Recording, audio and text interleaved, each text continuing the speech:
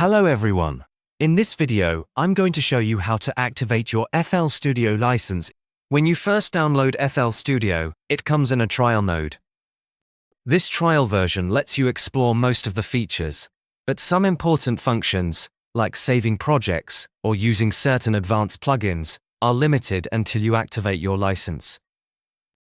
So the first step is to go to Google and search for ImageLine, which is the official website for FL Studio. Click on the official site link and sign in with your ImageLine account. If you don't have an account yet, creating one is easy. Just click on Create Account and enter your email, password, and a username.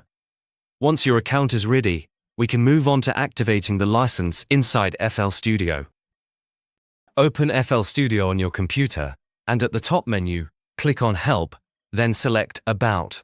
Here, you'll see that FL Studio is in trial mode, which confirms that the software isn't fully activated yet.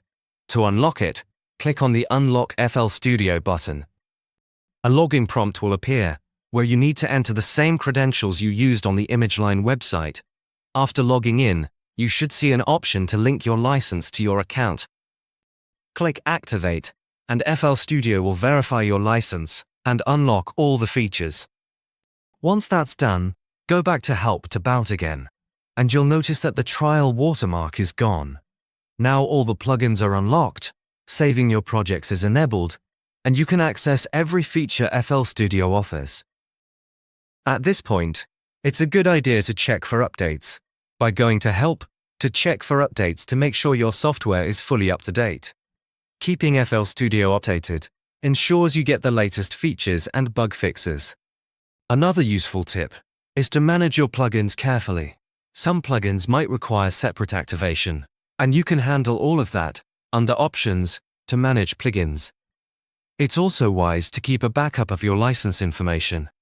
While ImageLine links the license to your account, having a personal backup can save you time if you ever need to reinstall FL Studio or move it to a different computer. And that's basically it.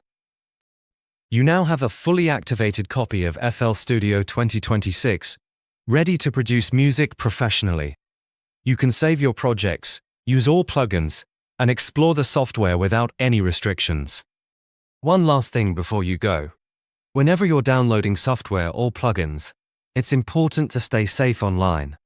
I personally use NordVPN to protect my data and privacy while browsing and downloading software. You can check the link in the description if you want to try it out.